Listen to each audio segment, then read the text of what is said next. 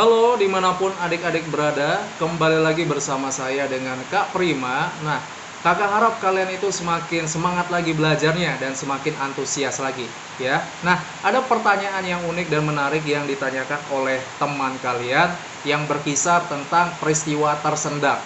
Nah, apakah kalian pernah mengalaminya? Jadi begini pertanyaannya, Kak, mengapa pada saat kita makan atau minum terkadang ada resiko bagi kita untuk kita bisa tersendak? Yaitu pertanyaan yang bagus dan pertanyaan yang menarik bagi kita.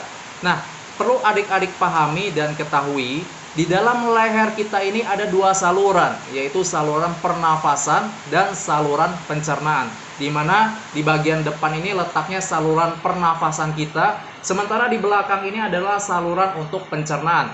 Kalau saluran pernapasan itu adalah tenggorokan, ingat ya, tenggorokan. Nah, sementara saluran pencernaan itu ada kerongkongan. Nah, di atasnya juga ada simpang adik-adik ya, yang menghubungkan antara tenggorokan dan kerongkongan dan kemudian diatur oleh satu sistem di sana supaya pada saat makan yang kita konsumsi itu tidak masuk ke dalam sistem pernafasan. Jadi di bagian pangkal tersebut ada namanya faring. Di bagian bawah faring ada yang namanya laring ya. Nah, di dalam laring itu ada epiglotis. Dan ternyata di dalam laring juga selain terdapat epiglotis juga terdapat pita suara. Nah, fungsinya apa adik-adikku sekalian? Jadi, fungsi epiglotis ketika kita sedang makan, epiglotis ini akan menutup saluran pernafasan kita. Jadi, makanan yang seharusnya masuk ke dalam sistem pencernaan kita, yaitu bisa masuk dengan aman tanpa harus masuk ke dalam sistem pernafasan kita.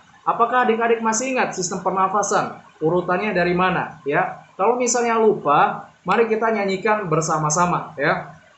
Sistem pernafasan manusia dimulai dari hidung turun ke faring, ke laring, ke trakea, turun ke faring, ke laring, ke trakea, masuk ke bronkus dan bronkiolus. Oke, baik adik-adik. Jadi epiglotis itu ingat ya, terdapat di dalam laring. Nah, itu fungsinya untuk mengatur supaya makanan yang kita konsumsi itu tidak masuk ke dalam sistem pernafasan. Nah, hal itu juga terjadi sebaliknya. Apabila kita sedang bernafas, maka kantuk epiglotis itu akan akan terbuka. Sehingga udara boleh masuk ke dalam sistem pernafasan kita adik-adik. Baiklah, begitu pertanyaan yang sudah kita diskusikan bersama. Ya, jangan lupa untuk terus bertanya dan saksikan video di pertemuan selanjutnya. Dadah!